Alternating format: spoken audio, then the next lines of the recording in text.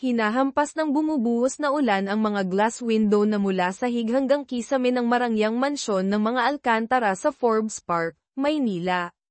Sa loob, ang tensyon ay hindi dahil sa bagyo, kundi dahil sa nagyayelong galit. Si Doña Victoria Alcantara, ang makapangyarihang matriarch ng Alcantara Holdings, ay tuwid na nakatayo, kumikislap ang kanyang mga diamante sa malamig na liwanag. Ang kanyang mukha ay isang maskara ng paghamak. Sa harap niya, nakaluhod sa imported na Italian marble na sahig, ay si Amara, yakap ang isang maliit, takot na batang babae ang 5 taong gulang na si Isabel. Lumayas ka, sayak ni Doña Victoria, ang boses ay tumutulo ng kamandag. Lumayas ka sa bahay ko, sa buhay ng anak ko, at isama mo yang bagay na yan. Itinuro niya ng walang pakundangan ang maliit na si Isabel, na ang tanging kasalanan ay ipinanganak sa isang inang itinuturing na hindi karapat-dapat. Mama Victoria, parang awa niyo na, humagulgol si Amara, ang luha ay humalo sa ulan na bumabasa na sa kanyang simpleng damit mula sa pagkakaladkad sa kanya papasok. Mahal ako ni Ricardo. Apo ninyo si Isabel. Paano ninyo? Flak. Umalingaw sa malawak na silid ang tunog ng palad ni Doña Victoria na damapo sa pisngi ni Amara. Marahas na napapiksi si Isabel, isinubsob ang mukha sa basang palda ng ina. Pagmamahal. Tumawa si Doña Victoria, isang magaslaw at nakakairitang tunog. Nagkamali lang sandali ang anak ko. Naakit sa hamak mong ganda. Pero naiintindihan na niya ang tungkulin niya ngayon. Ang mga Alcantara ay nagpapakasal sa kapwa Alcantara, o sa kauri nila. Hindi sa mga taga-tinda sa kalsada. Nakilala ni Amara si Ricardo nang madalas itong pumunta sa flower market kung saan siya tumutulong sa pamilya. Marumi ang dugo mo. Mababa, dudungisan mo ang aming angkan. At ang batang ito, idinure niya ang salita, ay magiging palagi ang paalala ng kanyang pagkakamali. Kailangan kanyang makalimutan, agad-agad. Si Ricardo Alcantara, anak ni Doña Victoria at asawa ni Amara, ay nakatayong naninigas malapit sa engranding hagdanan, mapatla at nanginginig. Hindi niya magawang salubungin ang mga mata ni Amara na nagmamakaawa. Dinurog siya ng bakal na kalooban ng kanyang ina. Dalhin mo siya, Mang Jun, utos ni Doña Victoria sa head security guard, na halatang hindi komportable ngunit sumunod. Marahan niyang sinubukang akayin si Amara patayo. At ang bata po, nag-aalangang tanong ni Mang Jun. Pati siya, ayokong makita silang dalawa kahit kailan. Wala silang kwenta sa pamilyang ito, deklara ni Doña Victoria, tumalikod ng may nakakakilabot na katapusan. Nagmamasid mula sa dilim na may mapanuyang ngiti si Celeste. Ang mas gustong mapang-asawa ni Doña Victoria para sa anak, isang mayabang na tagapagmana na ang koneksyon ng pamilya ay inaasam ni Victoria. Kinaladkad palabas sa walang awang bagyo, mahigpit na niyakap ni Amara si Isabel. Ang malalaking bakal na gate ng Alcantara Estate ay bumagsak sa likuran nila, isang nakabibinging tunog na nagtakda ng kanilang kapalaran. Basa, durog ang puso, at lubos na pinabayaan. Tumingin si Amara sa kanyang nanginginig na anak na babae, na ang mga dilat na mata ay hindi lamang sumasalamin ng takot, kundi ng pagsibol ng isang malalim at malamig na puot. Ang kawalang katarungan ay mas matindi pa kaysa sa kahihiyan. Ang mga taon ng paghihirap at isang maharlikang kanlungan, hindi nasiyahan si Doña Victoria sa pagpapalayas lamang. Tiniyak niyang hindi makakahanap ng disenteng trabaho si Amara. Ang pangalan niya ay banayad na na-blacklist. Si Celeste, nang makasalubong sila ilang linggo pagkatapos na naghihirap malapit sa isang palengke, ay nangutya, kita mo. Tanging mga taong may pedigree ang nararapat sa ginhawa.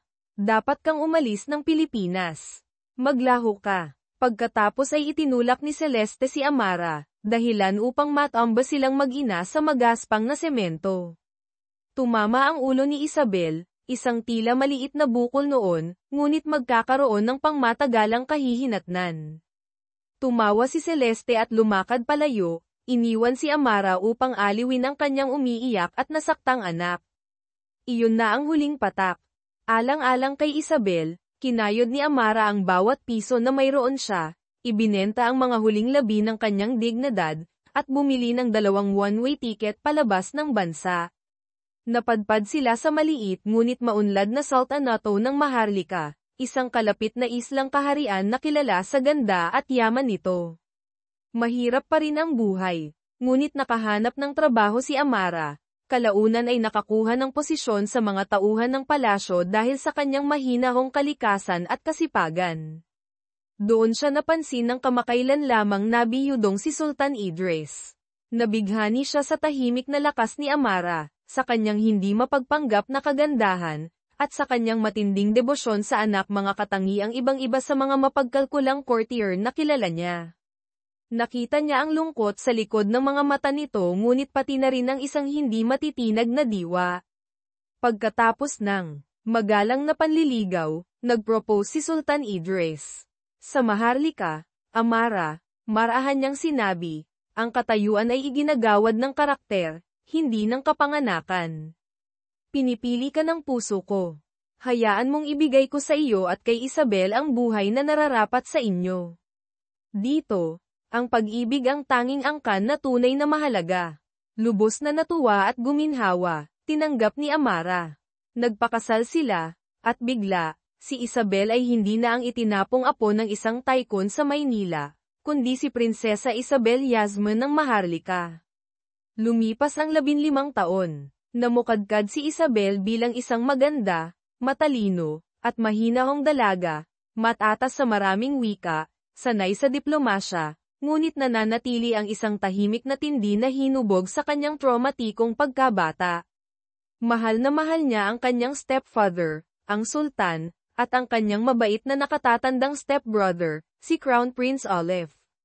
Ngunit may aninong nanatili ang kanyang ina, si Amara, na kilala na ngayon bilang Queen Consort Amara, ay nagsimulang magdusa sa papalalang pananakit ng ulo at pagkalimot. Sa wakas ay natunton ng mga doktor ang sanhi nito sa mga epekto ng pinsala sa ulo mula sa pagkakatulak ni Celeste 15 taon na ang nakalilipas. Posible ang operasyon, ngunit hindi tiyak ang ganap na paggaling. Ang makita ang kanyang inang nagdurusa, mahina at marupok dahil sa kalupitang ipinataw sa kanila, ay muling nagpaalab sa malamig na galit na ibinaon ni Isabel sa loob ng maraming taon. Ang mga multo ng maulang gabing iyon, ang sampal, ang mapanuyang mukha ni na Doña Victoria at Celeste, ang kahinaan ni Ricardo lahat ay bumalik na parang baha. Ang pagnanais na makaganti, na kumukulo sa loob ng isang dekada at kalahati, ay umapaw. Babalik siya sa Maynila, pababayaran niya sila.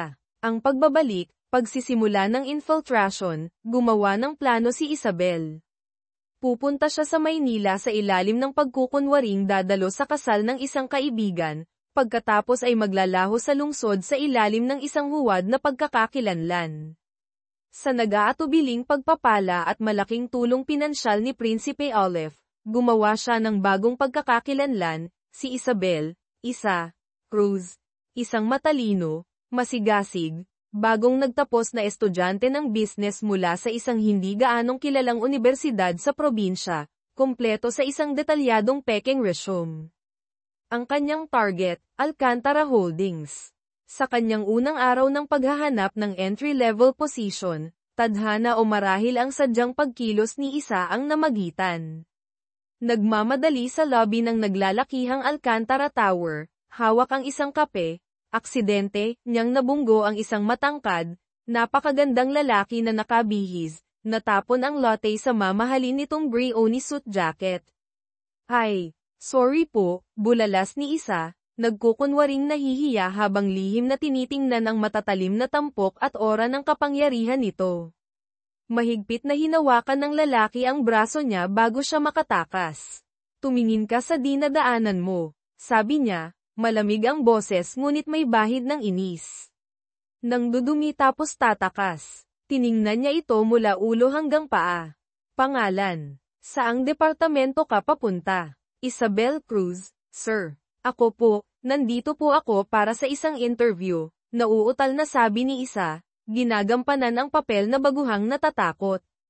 Sa kanyang pagkagulat, at bahagyang alarma, Tinaasan siya ng kilay ng lalaki.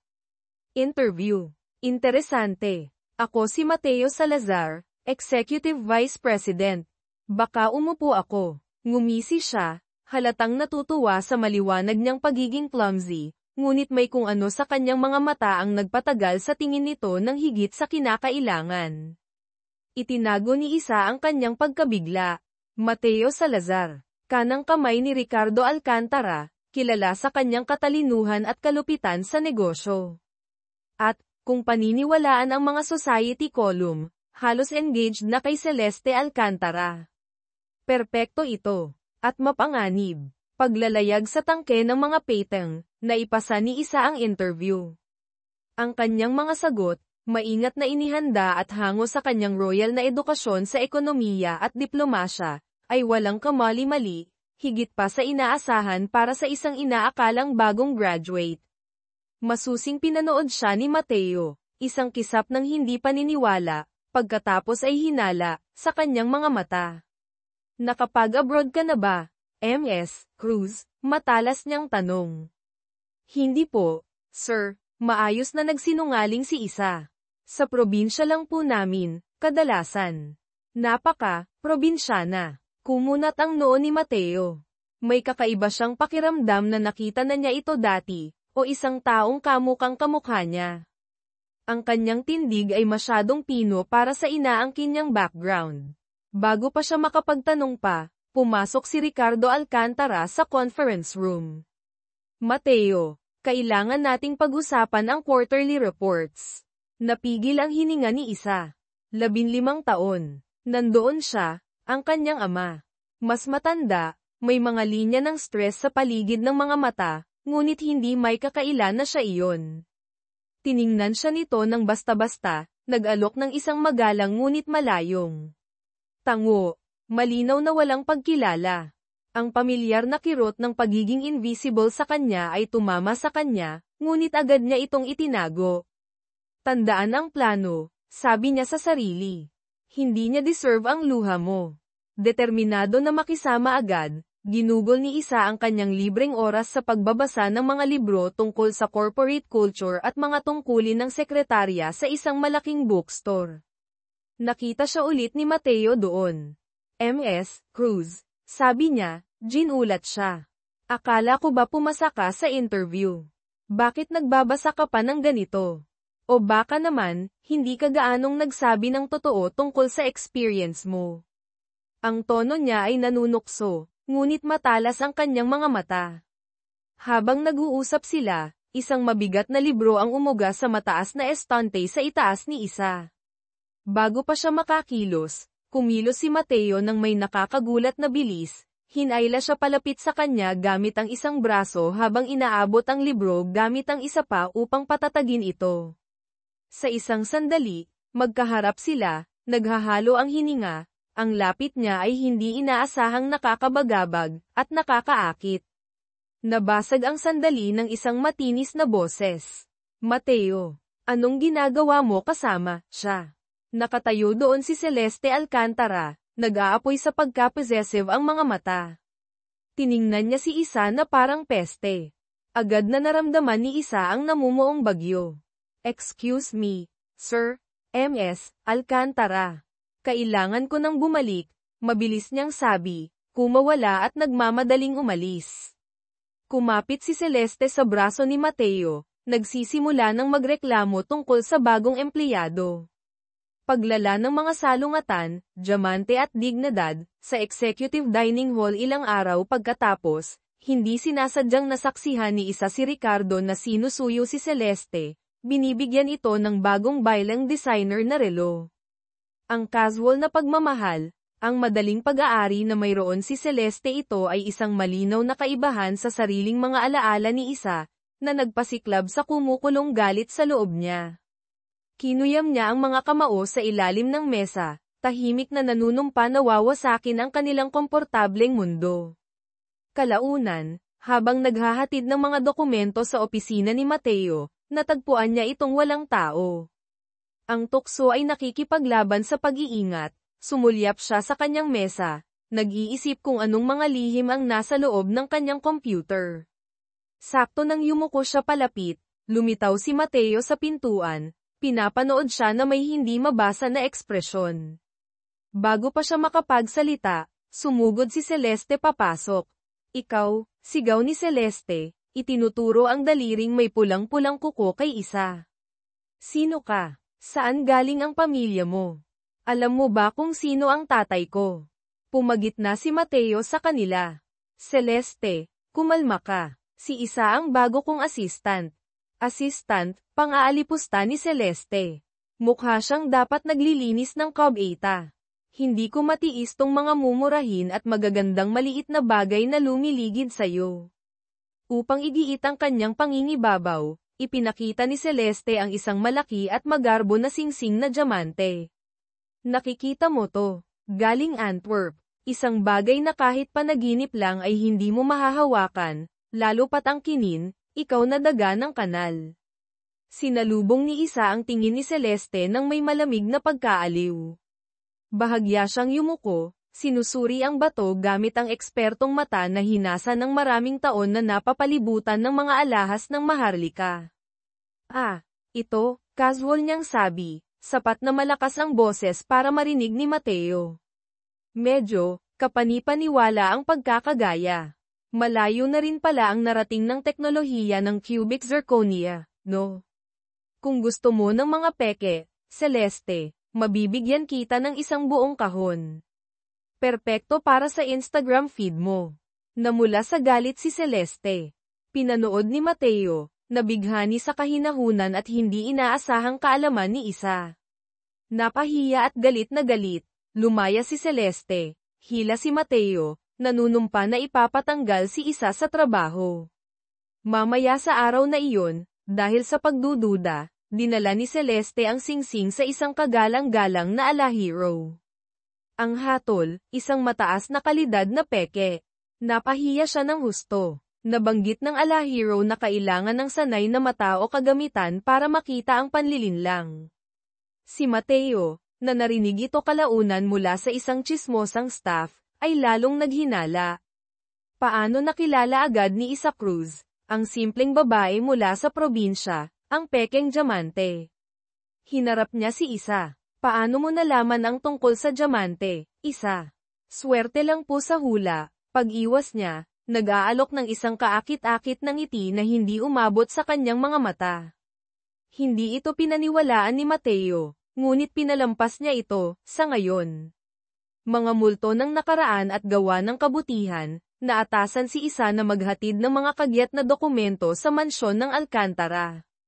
Ang pagpasok sa loob pagkatapos ng 15 taon ay surreal. Ang marangyang palamuti, ang amoy ng mamahaling bulaklak lahat ay pamilyar ngunit estranghero. Hinarang siya ni Doña Victoria sa Grand Foyer. Ikaw, ang bagong babae, sigaw ni Victoria, hindi siya kinikilala maliban sa pagiging isang hamak na empleyado. Nagkalat ka ng putik sa Persian rug ko. Lumuhad ka at humingi ng tawad agad. Sinalubong ni Isa ang tingin nito, ang dating takot ay napalitan ng malamig na pagsuway. Paumanhin po sa anumang abala, Doña Victoria, ngunit hindi ako luluhod. Nandito po ako para ihatid ang mga dokumentong ito ng direkta kay Chairman Alcantara. Nagalit si Doña Victoria sa kawalang galang. How dare you? Isang hamak na sekretarya na sumusuway sa akin sa sarili kong bahay. Sakto nang itaas niya ang kanyang kamay, marahil para sumampal muli, si Doña Elena, ang mahina ngunit matalas pa ring ina ni Ricardo, lola sa ama ni Isa, ay lumabas mula sa isang kalapit na silid. Victoria, ano ang kaguluhang ito? Tanong ni Doña Elena, naningkit ang mga mata habang tinitingnan ang eksena. Hindi rin niya nakilala si Isa, ngunit naramdaman ang tensyon. Ibigay mo sa babae ang mga dokumento, Victoria. Huwag kang gumawa ng eksena. Nag-aatubili, hinablot ni Doña Victoria ang folder at pinaalis si Isa nang walang pakundangan. Nayanig ngunit determinado, umalis si Isa sa mansyon. Dahil sa isang biglaang udyok, nagmaneho siya patungo sa sira-sirang kapitbahayan kung saan sila unang tumira ni Amara matapos palayasin. Nakakita siya ng isang eksenang nakakadurog ng puso at pamilyar. Isang may-ari ng popahan na malakas na nagpapalaya sa isang umiiyak na ina at kanyang batang anak na lalaki. Bumalik ang mga alaala. Bumaba si Isa mula sa kanyang simpleng company car.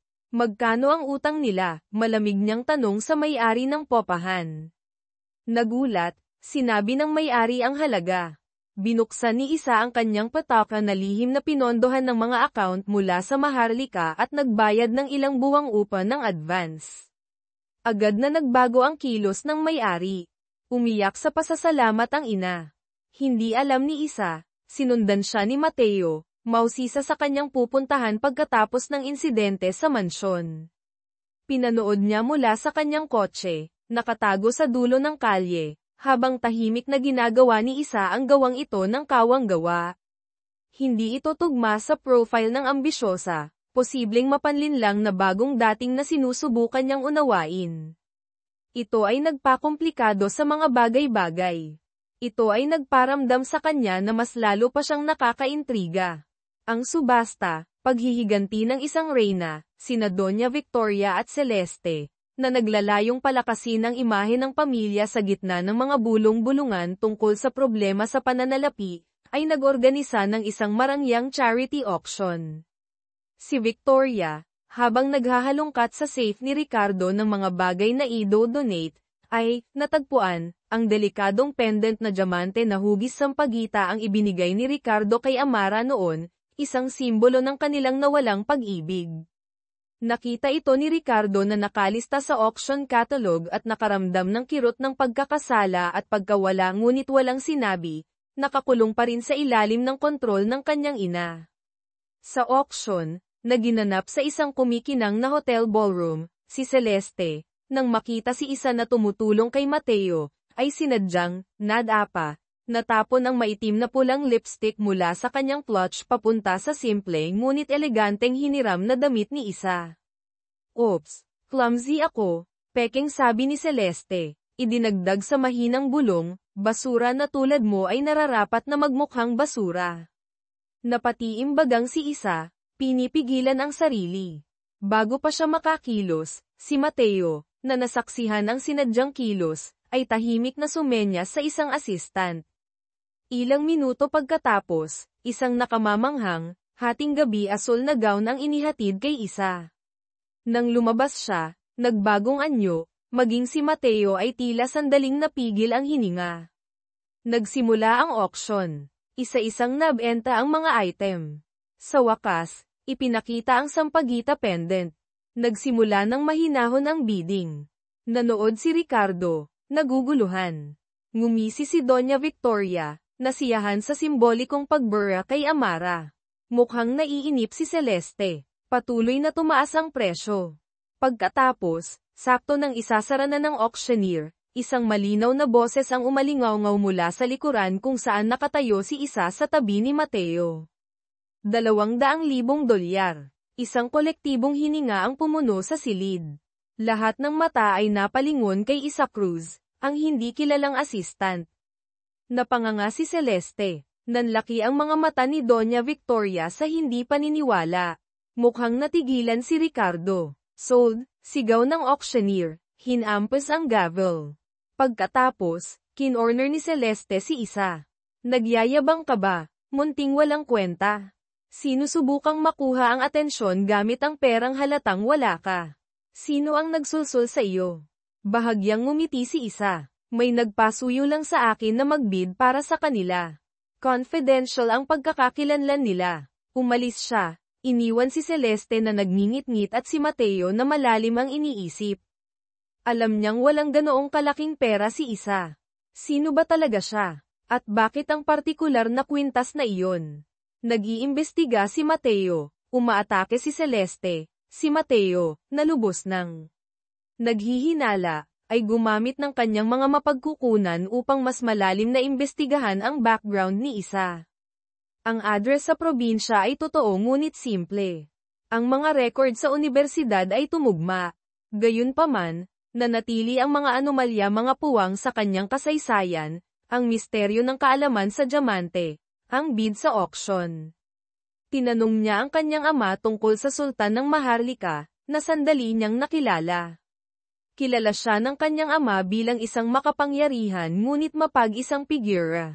Pagkatapos ay ikinwento ng ina ni Mateo ang malabong detalye ng iskandalosong unang pag-ibig ni Ricardo, isang mahirap na nagtitinda ng bulaklak na nagngangalang Amara, na walang awang pinalayas ni Doña Victoria. Maraming taon na ang nakalilipas.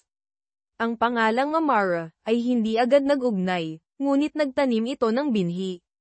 Muling hinarap ni Mateo si Isa sa kanyang opisina. Isa. Ang auction. Ang diamante, walang tumutugma. Sino ka? Sakto noon, tumunog ang burner phone ni Isa, isang secure line papunta kay Prinsipe Olive. Binalaan siya nito na si Doña Victoria ay nagtatanong tungkol sa kanya, nagiging kainahinala pagkatapos ng auction. Pinayuhan niya itong mag-ingat ngunit sumang-ayon na hayaan siyang ipagpatuloy ang kanyang plano, nangangako ng suporta at nagsasaayos ng isang discreet na security detail na malapit. Sinubukan ni Mateo na imbitahan si Isa na mananghalian, marahil upang masuri pa sa isang relax na setting. Napunta sila sa isang usong cafe na may promo na couples photo. Nag-aatubili, nag-pose sila para sa isang larawan. Ang pilit na paglapit ay lumikha ng hindi maikakailang spark. Si Celeste, na dumating ilang sandali pagkatapos, ay nakita ang larawan na ibinibigay sa kanila. Nagalit, hinablot niya ito. Kailangan ko to, deklarasyon niya ng may pag-aari. Kinabukasan, sumugod si Celeste sa workspace ni Isa, ibinato ang larawan sa kanya, at nagsimula ng isang masamang tirada. Inaakusahan si Isa na sinusubukang agawin si Mateo. Nang malamig siyang binaliwala ni Isa, nagalit si Celeste at sinampal siya ng malakas sa mukha. Sa eksaktong sandaling iyon, pumasok sina Ricardo, Doña Victoria, at iba pang mga executive. Agad na humagulgol si Celeste, ginagampanan ng papel na biktima. Ininsulto niya ako. Tinakot niya ako. Tiningnan ng masama ni Doña Victoria si Isa. Si Ricardo, na gustong iwasan ang karagdagang kaguluhan, lalo na't naroroon ang kanyang ina, ay bumantong hininga. Isa, marahil mas mabuti kung magpahinga ka muna. Indefinitely, tinanggal niya ito sa trabaho. Habang iniimpake ni Isa ang kanyang iilang gamit, hinaranggan siya ni Doña Victoria. Ito ay para sa pagtawid sa aking pamilya. Sayap niya, nagbigay ng isa pang matalas na sampal. Hindi kumibo si Isa, nag-aapoy sa nakakulong na galit ang kanyang mga mata. Hindi pa ito tapos, naisip niya. Mayabang na kinuha ni Celeste ang desk ni Isa, mas malapit kay Mateo. Gayunpaman, nabagabag si Mateo. Alam niya ang pagiging pabago-bago ni Celeste. Tahimik niyang hiniling sa kanyang sariling pinagkakatiwalaang assistant na kontaken si Isa at ayusin ang isang pribadong pagpupulong sa isang neutral na lokasyon. Naghihintay si Isa sa itinakdang kafe, ngunit hindi dumating ang assistant ni Mateo. Sa halip, isang lalaking mukhang magaspang ang lumapit sa kanyang mesa, sinusubukang pilitin siyang uminom, bumubulong tungkol sa pagsasaya. Sakto nang hawakan nito ang kanyang braso, sumugod si Mateo papasok. Naramdaman niyang may mali nang iulat ng kanyang assistant na misteryosong naantala ito. Isang maikli at brutal na away ang naganap. Ang thug, na napagtantong higit pa sa kaya si Mateo, ay tumakas. Inayos mo ba to? Tanong ni Isa, nanginginig ngunit galit. Hindi itinanggi ni Mateo ang pag-aayos ng pagpupulong, bagaman hindi ang pag-atake. Ginugulo ni Celeste ang buhay mo dahil sa akin, pag-amin niya. Gusto kong humingi ng tawad, at alukin ka ng trabaho. Bilang aking personal na executive assistant. Nag-uulat lamang sa akin. Pinag-isipan ito ni Isa. Ang direktang pagtatrabaho para kay Mateo ay nag-aalok ng proteksyon mula kina Celeste at Victoria, at walang kapantay na access sa mga panloob na gawain ng kumpanya. Tinatanggap ko, sabi niya. Kinabukasan, dumating si Celeste sa opisina ni Mateo at natagpuan si Isa na naroon na, mahinahong nag-aayos ng mga file. Ang mukha ni Celeste ay napilipit sa galit. Sumugod siya, Ngunit madaling naiwasan siya ni Isa. Dumating si Mateo. Celeste, malamig niyang sabi, nagtatrabaho na si Isa para sa akin ngayon. Kung hindi ka maaaring maging propesyonal, lumayo ka sa opisina ko. Sakto noon, dumating sina Ricardo at ang sariling ama ni Mateo, isang pangunahing shareholder sa Alcantara Holdings, para sa isang pagpupulong. Sinubukan ni Celeste na magreklamo tungkol kay Isa, ngunit ngumiti lamang ang ama ni Mateo. May mahusay na paghuhusga si Mateo sa kanyang staff. Si Isa, na nagdadala ng kape, ay magalang na nagsabi na pinahahalagahan niya ang pangalawang pagkakataon. Tahimik na, nagngit-ngit si Celeste. Naiinis, tumakbo si Celeste kay Doña Victoria, na agad na nagmarcha patungo sa bagong workspace ni Isa. Sabihin mo ang presyo mo, hiling ni Victoria. Inilabas ang isang checkbook. Magkano para mawala ka sa Maynila at sa buhay ni Mateo? Tumawa si Isa. Ang presyo ko, Doña Victoria. Ang Alcantara Holdings. Kaya mo ba yan? Yumuko siya palapit. Huwag mo akong maliitin. Matututo kang gumalang. Nabigo, pumunta si Victoria sa ina ni Mateo, nilalason ang isip nito laban kay Isa. Ipinatawag ng ina ni Mateo si Isa. Iminungkahi na maghanap siya ng trabaho sa ibang lugar, malayo sa kanyang anak. Narinig ni Mateo ang huling bahagi ng pag-uusap at hinayla si Isa palayo. Ano yon? Tanungin mo ang nanay mo, sagot ni Isa. Pagkatapos ay muling pinilit siya ni Mateo tungkol sa kanyang background, binanggit ang kanyang investigasyon. Ang nanay mo, nagtitinda ng prutas. Yun ang nasa record. Kinumpirma ni Isa ang kasinungalingan, pakiramdam na nasukol. Biglang nagbago ang ekspresyon ni Mateo. Magkakaroon ng malaking event ang kumpanya sa lalong madaling panahon. Kailangan natin ng malaking halaga ng mataas na kalidad na prutas. Kukunin ko ito mula sa supplier ng nanay mo. I insist na bisitahin ko mismo ang farm para masiguro ang kalidad. Natigilan si Isa. Ang kanyang gawa-gawang background ay malapit ng mabunyag. Mga panlilinlang at kalamidad, mabilis na nag-isip, umupa si Isa ng mga aktor, isang mabait na matandang babae at isang lalaki para gumanap na kanyang tiyuhin, at umarkila ng isang maliit na fruit farm sa loob ng isang araw. Pagdating ni Mateo, kinakabahang ginampanan ni Isa ang papel na tour guide. Ang ina ay kapani-paniwalang rustiko. Mukhang nasiyahan si Mateo, bagamat nanatili ang isang maliit na pagdududa. Habang naglalakad sila sa mga taniman, sumabit ang takong ni Isa sa malambot na lupa. Lumuhad si Mateo upang dahan-daang tulungan siya, nanatili ang kanyang paghawak. Lumago ang koneksyon sa pagitan nila, sa kabila ng sapot ng mga lihim. Ang kanilang pansamantalang kapayapaan ay nabasag ng isang kagyat na tawag mula kay Ricardo. Isang malaking shipment ng mga pyesa ng alahas, na nagkakahalaga ng milyon-milyong piso, ay tinanggihan ng isang pangunahing internasyonal na kliyente dahil sa mga isyu sa kalidad. Ang kasunod na pagkansela ng kontrata ay naglubog sa Alcantara Holdings sa isang seryosong krisis. Nagmamadaling bumalik si Mateo sa opisina. Nagsisimula ng magpanik. Ang tanging paraan para mailigtas ang sitwasyon ay ang direktang umapela sa maimpluwensyang pangulo ng National Jewelers Guild, ngunit paalis na ito para sa isang kumperensya sa ibang bansa kinagabihan. Tila nawala na ang lahat, ngunit kumilos si Isa. Nalaman ang detalye ng kanyang flight, sumugod siya sa Naiya Airport, hinarang ang kotse ng Guild President sa Tarmac Access Road, gamit ang isang hiram na security pass na nakuha sa pamamagitan ng mga koneksyon sa Maharlika, at, sa nakakagulat na kahusayan sa pagsasalita at paninindigan, hinikayat siyang suriin ang kaso at mamagitan sa kliyente. Gumana ang kanyang matapang na hakbang.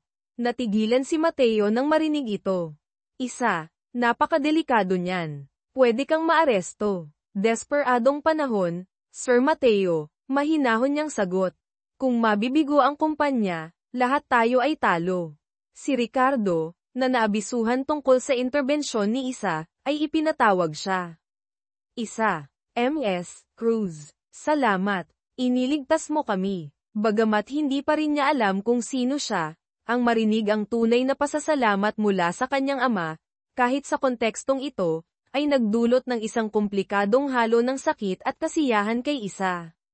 Mga party, pagbabayad, at panganib, nagdaos si Mateo ng isang marangyang hapunan upang pasalamatan ang guild president, iginiit na dumalo si Isa bilang kanyang panauhin. Binigyan niya ito ng isang maganda at delikadong pulse Ares. Para takpan ang peklat, bulong niya, napansin ang bahagyang marka sa kanyang pulso mula sa isang lumang gallows noong bata pa. Ironically, hindi mula sa pagkakatulak ni Celeste, ngunit hindi niya alam iyon. Nakaramdam si Isa ng init na kumalat sa kanya. Sa party, mapaglarong iginiit ng guild president na sumayaw sila. Nag-atubili si Mateo, pagkatapos ay inakay siya sa dance floor. Habang magkasama silang gumagalaw, hindi may kakaila ang chemistry.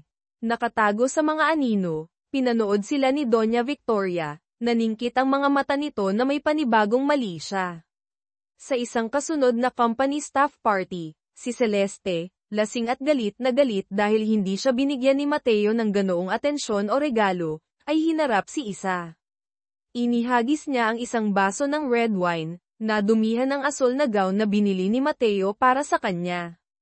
Pok-pok, mukhang pera, sigaw ni Celeste, nagpakawala ng isang bugso ng mga insulto, gumawa ng malaking eksena. Sa pagkakataong ito, hindi nagpigil si Isa. Akala mo ba ang pera ng pamilya mo ay nagpapagaling sa iyo kaysa sa lahat, Celeste? Nakakaawa ka lang at insecure. Sumigaw si Celeste at sumugod, layuning. Basagin ang kanyang walang laman na baso kay Isa. Sa likas na ugali, ang maharlikan bodyguard ni Isa, na laging malapit ngunit karaniwang hindi nakikita, ay lumabas mula sa karamihan upang hamarang. Napagtantong ang kanyang presensya ay maaaring makabisto sa kanyang takip, umiling si Isa ng bahagya, halos hindi mahahalata. Ang bodyguard ay bumalik sa karamihan sakto nang dumating si Mateo. Anong nangyayari dito? Hiling ni Mateo. Si Celeste, gaya ng dati, ay gumanap na biktima. Si Isa, pagod, ay simpleng tumalikod at lumakad palayo. Nag-vibrate ang kanyang telepono. Ito si Prinsipe Olive.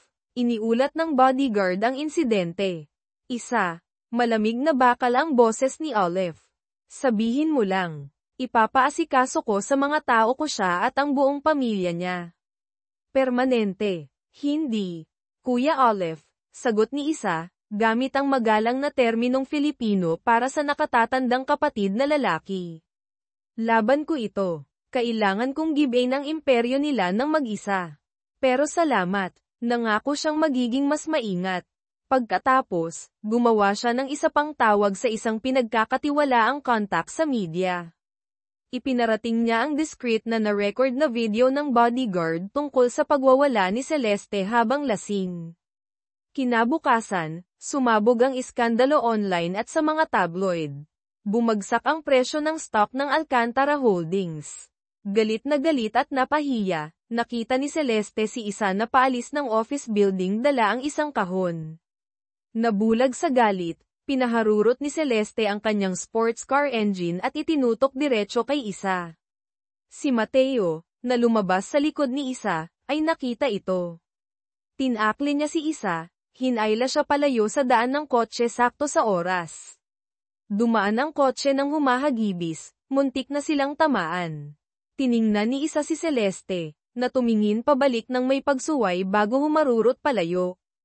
Ang tingin sa mga mata ni Isa ay hindi na lamang galit, ito ay dalisay, nakakakilabot na puot.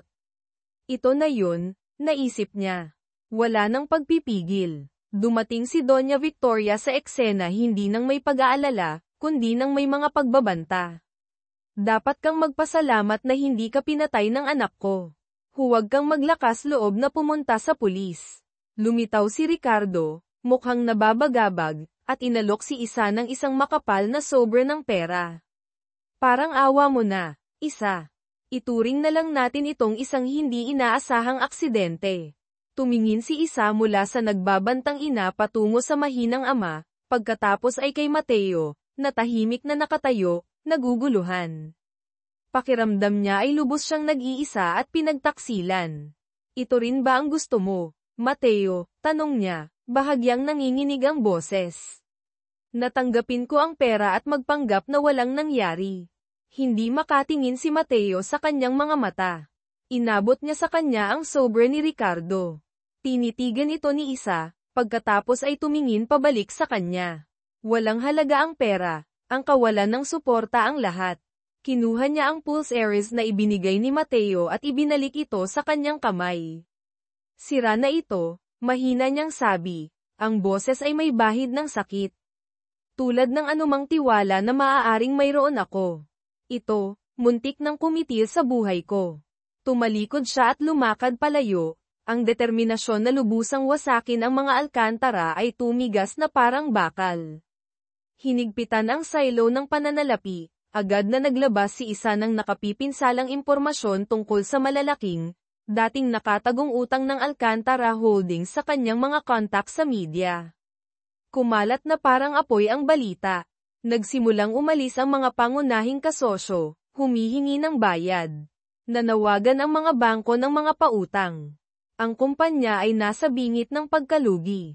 Si Celeste, takot na mawala ang kanyang marangyang pamumuhay, ay humagulgol sa opisina ni Mateo. Mateo, parang awa mo na. Kailangan mong iligtas ang kumpanya. Hindi ako mabubuhay ng walang pera. Isang emergency shareholders meeting ang ipinatawag. Iminungkahi ni Mateo ang paghahanap ng mga bagong mamumuhunan, ngunit nagpanik ang mga shareholder dahil sa negatibong press. Si Isa, na dumalo bilang assistant ni Mateo, ay mahinahong nagsalita. Marahil dapat tayong tumingin sa labas ng Pilipinas. Ang dayuhang pamumuhunan, mula sa isang matatag, mayaman sa mapagkukunang kasosyo, ay maaaring maging solusyon. Banayad niyang ipinahiwatig ang mga koneksyon na maaaring mayroon siya. Desperado, kumapit ang board sa ideya.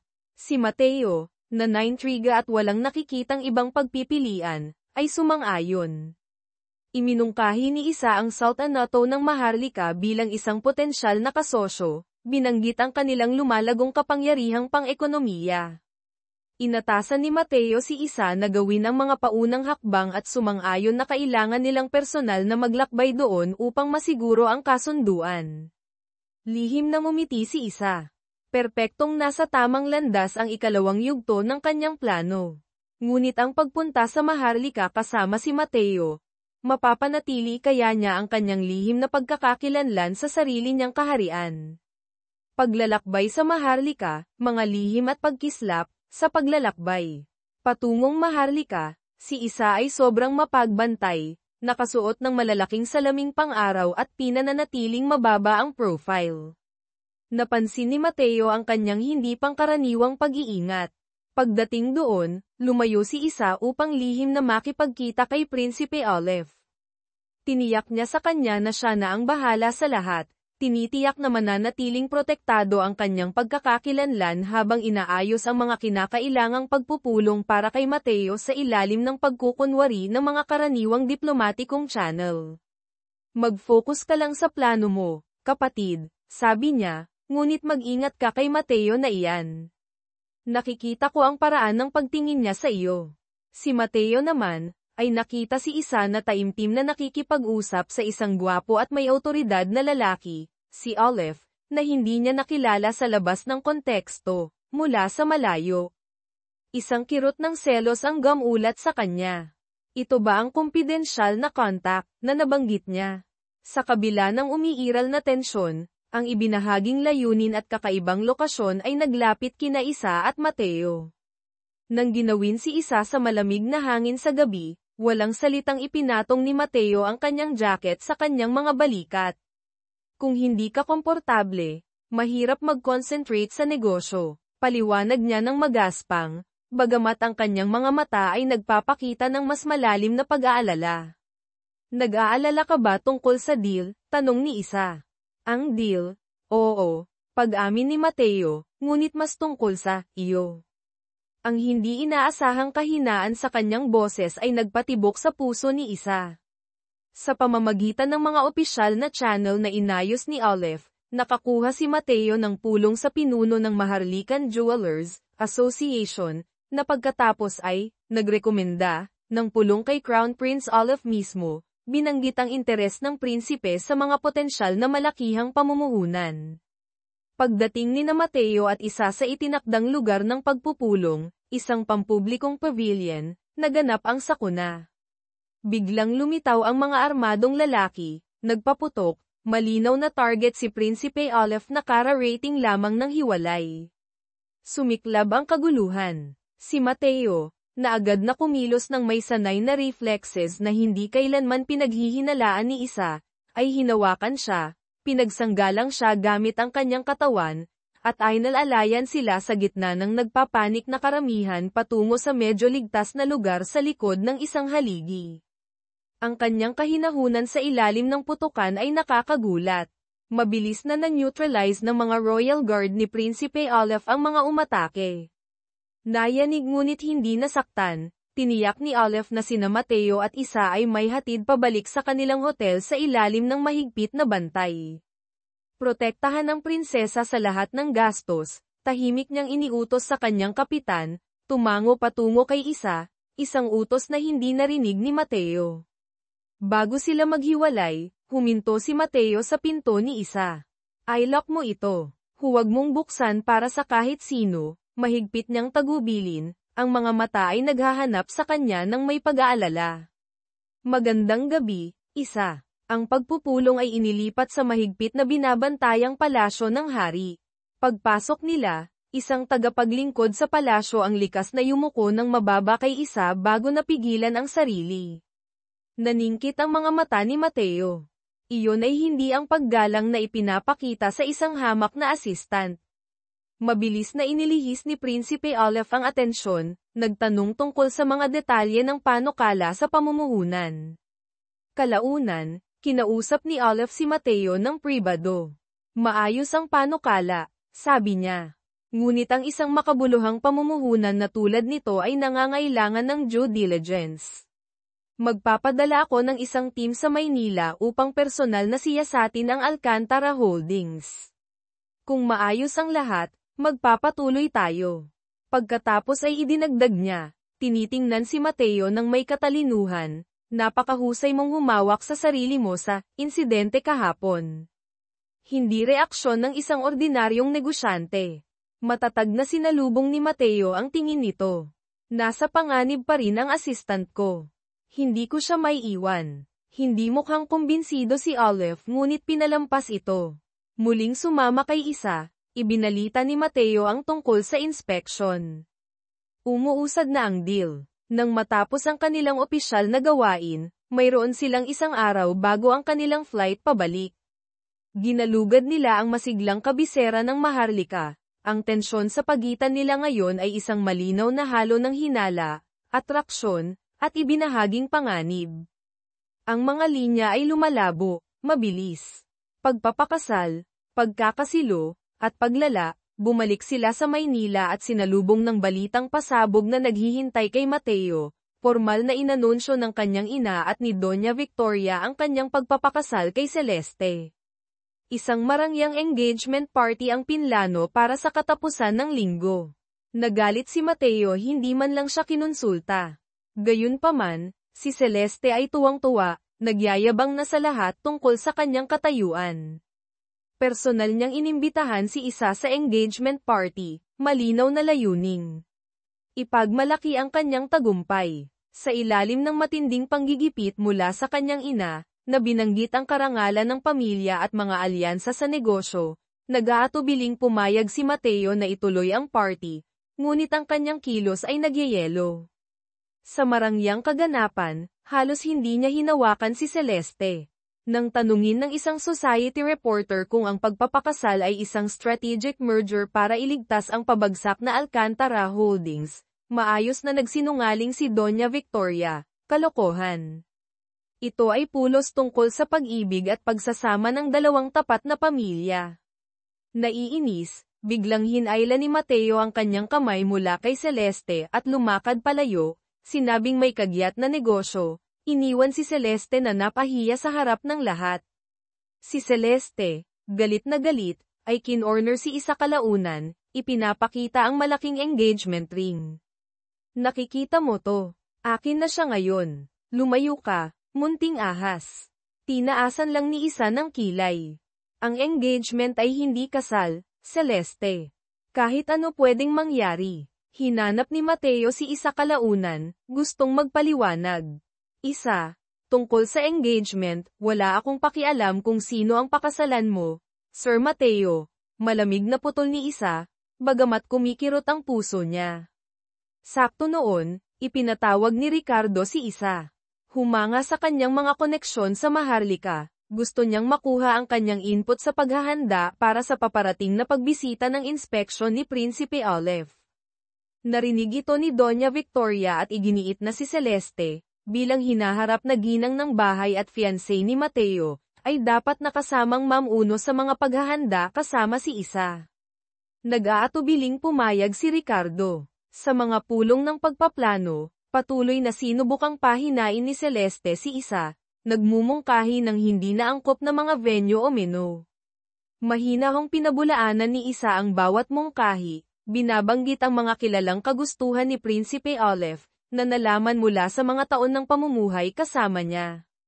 Paano mo nalaman ang napakaraming bagay tungkol sa kanya, kainahinalang hiling ni Celeste? Casual na nagtanong si Mateo, may karelasyon ba ang prinsipe? Sumagot si Isa, walang seryoso, na lalo lamang nagpasigla sa ambisyon ni Celeste na makuha ang royalty. Dumating si Prinsipe Olive sa Maynila kasama ang kanyang delegasyon. Si Celeste, na sobra ang bihis at sobrang pamilyar, ay nagbigay sa kanya ng isang girlanda ng sampagita, sinadyang hindi gamitin ang tradisyonal na magalang na pagtawag, tulad ng Your Highness. Nanatiling magalang si Olive ngunit malayo. Sa pananghaliang pagtanggap, nagpaalam si Olive, sinabing may mga opisyal na tawag, at lihim na nakipagkita kay Isa sa mga hardin. Magulo ang kumpanyang ito, Isa, buntong hininga niya. Kung hindi dahil sa pagtulong sa iyo, hindi ako mag-i-invest ng kahit isang piso. At ang Mateo mo, engaged. Pinapakomplikado nito ang mga bagay. Hindi siya Mateo ko, kuya, tahimik na sabi ni Isa. Ang kanilang pag-uusap ay namataan mula sa malayo ni Celeste. Nakitang umalis si Olive, hinarap niya si Isa. Anong ginagawa mong nakikipag-usap sa prinsipe? Isang hamak na sekretarya ay walang lugar, marahil, maayos na sabat ni Isa, mas gusto lang ni His Highness ang tunay na pag-uusap kaysa sa pekeng pambabala. Sakto noon, dumating si Mateo. Nakita si Isa at narinig ang matalas niyang tono, at nasasaktan pa rin sa naunang pagtanggi nito at sa sarili niyang selos tungkol kay Olive, sinadya niyang ilagay ang braso sa baywang ni Celeste. Handa ka na bang umalis? Mahal, tanong niya nang may diin, hindi pinapansin si Isa. Inakay niya ang isang nakangising si Celeste palayo, iniwan si Isa na nakatayong mag-isa, nasaktan sa kanyang sinadyang kalupitan. Mabilis ang inspeksyon ni Olive, karamihan ay pormalidad lamang, dahil naibigay na ni Isa sa kanya ang tunay na data. Inanunsyo niya sa publiko ang kanyang positibong impresyon at intensyong tapusin ang pamumuhunan sa lalong madaling panahon, na iligtas ang Alcantara Holdings. Si Celeste, na naniniwalang nakukuha niya ang loob ni Olive, ay masayang sinabi kay Doña Victoria na mas gusto niya ngayon ang prinsipe kaysa kay Mateo. Si Victoria, na nakakita ng landas tungo sa mas mataas pang katayuan, ay hinikayat siya. Pagkatapos ay nilapitan ni Victoria si Isa, binalaan siyang lumayo sa parehong sina Olive at Mateo, muling ininsulto ang kanyang anyo at pinagmulan. Nasaksihan ni Mateo ang pagpapalitang ito, hindi mabasa ang kanyang ekspresyon. Hinarap niya si Isa pagkatapos, nasasaktan pa rin. Nakikipaglaro ka sa akin at sa prinsipe, bumaril pabalik si Isa, marahil dapat kang mag-focus sa fiancé mo. Si Celeste naman, ay nag-ayos ng isang pribadong biyahe sa yate kasama si Olive, ipinaalam muna sa mga paparazzi. Mga larawan nila na mukhang magkalapit, bagamat maingat na distansya ang pinanatili ni Olive, ay kumalat sa mga gossip site. Nagalit si Olive tungkol sa nakaorkestrang paglabas ng balita. Gayunpaman, Lihim na pinalaki ni Doña Victoria ang kwento, umaasang mapipilit si Olive. Natuklasan ni Ricardo ang kanyang pakikialam. At mariing hindi sumang-ayon, ngunit pakiramdam na walang magawa. Binisita ni isa si Olive, tinutokso siya tungkol sa pagiging pinaka-eligible na bachelor ng Maynila. Hindi naman, pang-aalipusta ni Olive. Ang ganyang uri ng babae ay mas bagay sa fiancé mo. Ang salitang fiancé ay muling tumusok kay isa. Si Mateo, na dumating upang makita si Olive na paalis sa pansamantalang tirahan ni isa, na inayos ni Olive para sa seguridad, ay lubos na na-misinterpret ang eksena. Ang kanyang selos ay tumigas na naging malamig na galit. Pagdukot, pagbubunyag, at resulta, nang makita ang video na umiiyak na ipinakita ni Celeste sa kanya tungkol kina Mateo at Olive na tila nagtatalo dahil kay isa, isang maling interpretasyon, nagpa siya si Doña Victoria na gumawa ng marahas na aksyon. Kinontak niya ang mga taong nasa dilim, inupahan sila para dukutin si isa. Gawin siyang mawala, hindi problema ang pera. Gamit muli ang telepono ng assistant na si Sachi, na mabilis niyang ninakaw, nag-text si Victoria kay isa, magkita tayo mamayang gabi, sa dati nating lugar malapit sa bay. Urgent, si isa, bagamat bahagyang naghihinala, ay pumunta. Samantala, sinusubukan ni Mateo na tawagan si Sachi, na hindi sumasagot. Sa wakas ay nakausap niya ito, at kinumpirma ni Sachi na hindi siya nagpadala ng mensaheng iyon. Napagtantong si isa ay papunta sa isang patibong, sumugod si Mateo patungo sa lugar ng bay. Dumating siya sakto ng dalawang lalaki ang pilit na isinasakay si isa na nagpupumigla sa isang walang markang van. Sumugod si Mateo sa kanila. Dahil nahasa ang kanyang mga kasanayan sa lihim na pagsasanay, bahagi ng kanyang nakatagong background, lumaban siya ng mabangis. Na-disable niya ang isa, ngunit bumunot ng baril ang isa pa. Bigla, si isa, na nakakita ng pagkakataon, ay sinipa ang mga binti ng gunman kaya ito natamba. Tumakas sila. Hindi siya iniuwi ni Mateo. Hindi ligtas. Sasama ka sa akin, sabi niya, nagmamaneho patungo sa isang liblib na pribadong villa na pag-aari niya sa labas ng lungsod. Pagpasok sa loob, nawala ang adrenaline. Sige, Isa Cruz, o kung sino ka man, sabi ni Mateo, mapanganib na tahimik ang boses. Tapos na ang mga kasinungalingan. Nag-imbestiga ako. Hindi nagtitinda ng prutas ang nanay mo, iyon ay isang palabas. Ang kaalaman mo, ang mga koneksyon mo, ang mga pag-atake sa iyo. Walang may katuturan. Sino ka ba? Pakiramdam ni isa ay nakulong siya. Ang pagbubunyag ng katotohanan ngayon ay maaaring mapahamak ang lahat. Kailangan niya ng oras. Nagkulong siya sa isang silid tulugan. Kailangan kong tumawag, sigaw niya sa pinto. Pagkatapos ay magpapaliwanag ako. Gumamit siya ng isang nakatagong satellite phone upang kontakin si Olive, ay update siya. Mabilis na nag-isip, lumabas siya pagkatapos, nagkukunwaring sumusunod. Sige, sasabihin ko sa iyo. Pero gutom na ako muna. Pwede ba tayong kumain? Maingat ngunit gutom din mismo, pumunta si Mateo sa kusina. Hindi sinasadya, ni isa na matapan ang mga pampalasa sa kanyang damit. Magbihis ka, udyok niya. Magsisimula na akong magluto. Sa sandaling umalis siya ng silid, kinuha niya ang kanyang satellite phone at ang mga susi sa kanyang ekstrang kotse mula sa mesa sa pasilyo at tumakbo palabas ng pinto.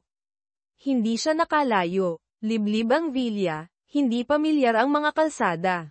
Si Mateo, na napagtanto ang panlilinlang, ay madaling nahabol siya sa kanyang pangunahing sasakyan habang umuubo ang ekstrang kotse. Inaasahan niya ang kanyang kilos at na-disable ito ng malayuan. Hinaranggan niya ang kanyang daan. Tumatakas ka na naman, tanong niya. Hinayla siya mula sa kotse. Tumayo sila sa ilalim ng liwanag ng buwan, makapal ang tensyon na parang maaaring hiwain. Bakit hindi mo na lang ako pagkatiwalaan? Tiwala, pang-aalipusta ni isa. Pagkatapos ng lahat, ang pamilya mo, ang engagement mo. Kalimutan mo na ang engagement. Kalimutan mo na ang pamilya ko. Sabihin mo lang sa akin ang totoo, hiling niya, hinawakan ang kanyang mga balikat. Nalulula, pagod, at nilalagnat dahil sa stress at sa impeksyon na nabubuo mula sa isang gallows sa panahon ng away, nanghina si Isa. Sinalo siya ni Mateo nang siya ay bumagsak, nag-aapoy sa lagnat. Binuhat niya siya pabalik sa loob, inalagaan siya sa buong gabi. Habang siya ay gumugulong at bumabalikwas, bumubulong ng mga pira-pirasong alaala ng pagpapalayas, umupo si Mateo sa tabi niya, pinupunasan ang kanyang noo. Wala akong pakialam kung sino ka, bulong niya, mas para sa sarili kaysa sa kanyang natutulog na anyo. Sa tingin ko ay nahuhulog na ako sa iyo, misteryosong babae. At kailangan kong malaman kung sino ang minamahal ko. Nagising si Isa kinabukasan, mahina ngunit malinaw ang isip, upang makita si Mateo na natutulog sa isang upuan sa tabi ng kama. Ang kahinaan sa kanyang natutulog na mukha ay humaplos sa kanyang puso. Sakto nang gigisingan na niya ito, ang tunog ng mga sasakyang papalapit ang bumasag sa katahimikan. Ilang sandali pagkatapos, sumugod si Prinsipe Olaf papasok, kasama ang mga Royal Guard. Na-track niya ang signal ng satellite phone ni Isa. Nang makita si Isa na ligtas ngunit mapatla, at si Mateo sa tabi niya, nanaig ang protective brotherly instincts ni Olaf. Sumugod siya sa tabi ni Isa. Ayos ka lang ba, Isa? Pagkatapos ay lumingon siya kay Mateo, nag-aapoy ang mga mata. Salazar, anong ginawa mo? Hinayla niya si Isa palapit sa kanya nang may proteksyon. Alam mo ba kung sino ang itinatago mo dito? Ang babaeng kilala mo bilang Isa Cruz. Huminto si Olaf para sa epekto. Ang boses ay umalingaw-ngaw ng may awtoridad. Ito si Her Royal Highness, Prinsesa Isabel Yasmin ng Maharlika. Kapatid ko. Tumingin si Mateo, lubos na natulala. Prinsesa, kapatid. Ang mga piraso ay nag-ugnay ng may nakakasilaw na bilis ang kaalaman, ang tindig, ang mga koneksyon, ang mga pag-atake. Lahat ay may nakakatakot na kahulugan. Pakiramdam niya ay nawala ang lupa sa ilalim ng kanyang mga paa. Paglilinaw ng mga katotohanan, si Olaf, na inaalala ang kaligtasan ni Isa higit sa lahat, ay nag-ayos para sa kanyang agaran at ligtas na paglipat pabalik sa isang protektadong lokasyon sa Maynila. Tumutol si Isa, gustong kausapin si Mateo, ngunit matatag si Olaf. Nalantad na ang pagkakakilanlan mo. Seguridad muna. Pagkatapos ay kinontak ni Olaf ang pinakamataas na antas ng Pambansang Pulisya ng Pilipinas, PNP, humihiling ng maingat ngunit piling proteksyon para sa kanyang kapatid. Ang hepe ng PNP, na alam ang classified background ni Mateo, ay gumawa ng isang nakakagulat na atas, si Mateo Salazar, pansamantalang tinawag mula sa kanyang corporate assignment, ay opisyal na naatasan sa security detail ni Prinsesa Isabel. Nalilito si Mateo mula sa pagbubunyag at ngayon sa atas na ito. Protektahan ang prinsesang nanlinlang sa kanya. Pinayuhan siya ng kanyang ama, anak, minsan ang tungkulin at tadhana ay nagkakaugnay. Protektahan mo siya.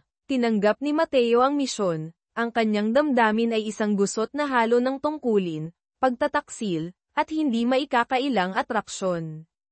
Samantala, si Ricardo Alcantara, na labis na nababagabag sa muntik ng nakamamatay na pag-atake kay Isa, nakilala pa rin niya lamang bilang Isa Cruz, ang empleyadong nagligtas sa kanyang kumpanya, at naudyukan ng mga naunang tanong ni Mateo tungkol sa kanyang nakaraan, ay nag-utos ng pribadong investigasyon. Nakuha ng investigador ang isang itinapong tasa ng kape na ginamit ni Isa. Isang DNA test ang isinagawa laban sa sariling sample ni Ricardo. Lumabas ang mga resulta sakto ng si Isa ay nagpapagaling sa ilalim ng pangangalaga ni Olaf, 99.9% probabilidad. Si Isa Cruz ay kanyang anak. Si Isabel, ang batang pinabayaan niya, bumuhos sa kanya ang pagkakasala na parang nakakasakal na alon. Ang kasunduan sa pamumuhunan ng Maharlika ay formal na nilagdaan, nagbigay buhay sa Alcantara Holdings. Ngunit hindi pa tapos ang panganib. Habang sina Isa, Olaf, at Mateo, sa kanyang opisyal na kapasidad sa proteksyon, ay paalis sa seremonya ng paglagda. Isa pang pag-atake ang naganap mga propesyonal na assassin, malamang mula sa paksayon na nagtangkang pumatay kay Olaf sa Maharlika, na kalaunan ay nabunyag ng mga loyalista ng isang hindi nasisiyahang tiyuhing Maharlika. Agad na kumilos si Mateo, pinagsanggalang si Isa. Isang bala ang dumaplis sa kanyang braso, isa pang tumama kay Isa sa balikat bago napigilan ng pinagsamang mga Royal Guard at ni Mateo ang mga umatake. Sa ospital, kailangan ni Isa ng emergency transfusion. Bihira ang kanyang blood type AB negative. Walang agad na available ang ospital. Habang galit na tumatawag si Olaf, sumingit si Ricardo Alcantara sa karamihan. Anak ko siya, deklarasyon niya sa mga natigil ang doktor. Ay test ninyo ako. Kunin ninyo ang dugo ko. Ako ay O-negative universal donor. Ang kanyang dugo ang nagligtas sa kanyang buhay. Habang nagpapagaling si Isa, ibinigay ng police contact ni Mateo kay Ricardo ang mapait na katotohanan, hindi mapag-aalinlangan ng patunay na si Doña Victoria ay hindi lamang nagpal-AS kay Amara kundi aktibong nag-orkestra ng kampanya upang sirain ang kanyang buhay 15 taon na ang nakalilipas, naudyok ng kasakiman at ambisyong panlipunan. Dumating sina Celeste at Doña Victoria sa ospital, umaasa si Celeste na makalapit kay Olaf ngayong hindi na makagalaw si Isa. Hinaranggan sila ng mga gwardya ni Olaf. Ano ang ginagawa ng isang prinsesa na nakikisalamuha sa mga hamak na taong ito, mayabang na hiling ni Victoria. Ang hamak na tao na tinutukoy mo, malamig na sabi ni Olaf, ay si Prinsesa Isabel. At narito siya dahil ang kalupitan ng pamilya mo ay halos pumatay sa kanyang ina maraming taon na ang nakalilipas, at may nagtangkang tapusin ang trabaho ngayon. Sakto noon, lumabas si Ricardo, mabagsik ang mukha. Hinarap niya si Victoria ng direkta. Ikaw iyon. 15 taon na ang nakalilipas. Pinalayas mo si Amara at ang anak ko. Sinira mo ang buhay nila. May patunay ako. Namutla si Doña Victoria. Bago pa siya makatanggi, si Amara, na lumipad agad pagkarinig ng pamamaril, ay lumitaw. Victoria, tahimik na sabi ni Amara, puno ng lungkot ang boses, hindi galit. Ang tanging gusto ko lang ay kapayapaan. Bakit? Si Victoria, na nasukol, ay bumalik sa kamandag. Dahil basura ka. Ikaw at ang batang iyan ay hindi kailanman nararapat sa pangalang Alcantara. Bigla, humakbang si Doña Elena, nanginginig sa galit ang kanyang mahinang katawan. Sinampal niya si Victoria ng malakas. Lahat ng mga taon na ito. Nagsinungaling ka sa akin. Nilason mo ako laban kay Amara, laban sa sarili kong apo. Lumayas ka sa paningin ko. Si Victoria, na sa wakas ay nabisto at nasira, ay napaatras. Tiningnan siya ni Ricardo nang may lubos na paghamak. Umalis ka, ina, ngayon na. Sinubukang sumunod ni Celeste, ngunit pinigilan siya ni Ricardo. Manatili ka, anak pa rin kita, ngunit marami kang dapat sagutin. Tumakas si Victoria mula sa ospital nang may kahihiyan. Kalaunan, marahang sinabi ni Olaf kay Isa na si Ricardo ang nagdonate ng dugo na nagligtas sa kanya. Pagkatapos ay lumapit si Ricardo sa kanyang kama, tumutulo ang luha sa kanyang mukha. Isabel, anak ko, mapapatawad mo ba ako? Naging mahina ako. Duwag. Lubos kong binaygo ka at ang nanay mo. Walang dahilan. Ngunit parang awa mo na. Hayaan mo akong subukang bumawi. Tiningnan ni Isa ang kanyang ama, tunay na nakikita ang kanyang pagsisisi. Tiningnan niya si Amara, na marahang tumango. Ang galit na nagtulak sa kanya ng napakatagal ay nagsimulang hamupa, napalitan ng isang pagod na kirot. Papa, bulong niya, ang salita ay parang banyaga ngunit tama. Isang marupok na tigil putukan ang nabuo. Pagpili ng kinabukasan, si Celeste, na nahaharap sa malamig na galit ng kanyang ama at sa kahihiyan ng pamilya, ay bumisita kay Isa, nag-aalok ng isang umiiyak at tila taos-pusong paghingi ng tawad. Naging selosa ako, spoiled, masama. Pwede ba tayong maging magkapatid? Nanatiling maingat si Isa ngunit hindi siya tuwirang tinanggihan. Gayunpaman, Isang bagong komplikasyon ang lumitaw. Ang kawalang tatag sa politika sa isang kalapit na rehiyon ay nangangailangan sa Maharlika na bumuo ng isang estratehikong alyansa. Ang iminungkahing solusyon, ang pagpapakasal ni Prinsesa Isabel Yasmin sa koro ng prinsipe ng bansang iyon. Marahang ipinakita ni Amara ang sitwasyon kay Isa. Titiyakin nito ang kapayapaan para sa Maharlika, anak. Pakiramdam ni Isa ay naguguluhan siya. Ang kanyang paghahanap ng paghihiganti ay parang walang kabuluhan ngayon. Nagsisimula na ang pagkakasundo, at hindi may kakaila ang kanyang damdamin para kay Mateo. Gayunpaman, ang kanyang tungkulin sa Maharlika, ang kahariang nagligtas sa kanya, ay mabigat na pasanin. Gumawa siya ng isang masakit na desisyon, isasakripisyo niya ang kanyang personal na kaligayahan para sa kanyang kaharian.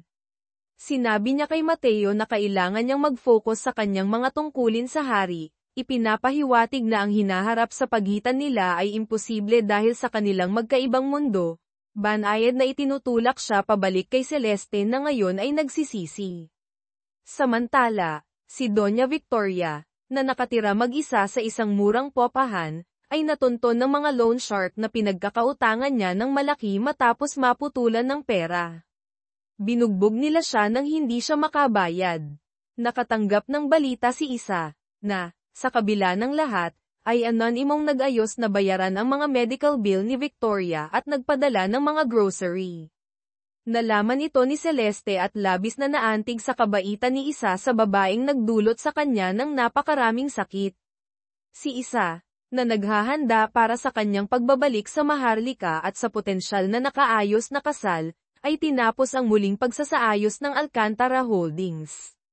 Sa suporta ni Olive, tiniyak niya ang mga patas na termino, ibinalik si Ricardo bilang CEO, sa ilalim ng mahigpit na pangangasiwa, at tiniyak ang kinabukasan ng kumpanya, pinoprotektahan ang mga trabaho ng mga inosenteng empleyado. Natagpuan ng pag-ibig ang daan, si Celeste, na tunay na nagbago dahil sa mga kamakailang kaganapan at kabaitan ni Isa, ay hindi makatiis na makitang isinasakripisyo ni Isa ang kanyang kaligayahan. Gumawa siya ng isang plano. Umupa siya ng isang aktor para magpanggap bilang isang bago at tapat na kasintahan, nag-stage ng isang pampublikong proposal, at ipinadala ang mga larawan kay Isa, kasama ang isang mensahe, "Kita mo, Isa. Natagpuan ko na ang sarili kong kaligayahan. Huwag kang mag-alala tungkol sa akin o kay Mateo. Sundin mo ang puso mo." Sina Sultan Idris at Reyna Amara, na naramdaman ang tahimik na pagkasira ng puso ni Isa, ay hinimok din siyang muling isaalang-alang. Maghahanap ng ibang paraan ang Maharlika, Isabel, matatag na sabi ni Idris. Ang kaligayahan mo ang pinakamahalaga. Sumang-ayon si Prinsipe Olive. Puntahan mo siya, Isa. Mabuting tao siya. Hinarap niya ang mga asasin para sa iyo. Mas mahalaga iyon kaysa sa anumang titulo. Si Mateo, na nasaktan ngunit nag-resign, ay naghahanda ng bumalik sa kanyang permanenteng tungkulin, naniniwalang imposible ang buhay kasama si Isa. Pumunta siya sa huling pagkakataon sa liblib na villa kung saan sila nagtago, nagbabalik tanaw. Pagtalikod niya para umalis, nakatayo doon si Isa. "Aalis ka na?" mahina niyang tanong. "Akala ko, iyon ang gusto mo." "Ang kailangan mo," sagot ni Mateo, makapal ang boses dahil sa emosyon. "Ang kailangan ko," sabi ni Isa, lumapit pa, kumikinang ang mga mata, "ay ikaw, Mateo Salazar. Kung tatanggapin mo ang isang komplikado, dating naghahanap ng paghihiganti na prinsesa na may nakakabaliw na kasaysayan ng pamilya." Ang mukha ni Mateo ay nagliwanag sa isang naganhawahan at maningning na ngiti. Hinailan niya ito sa kanyang mga bisig.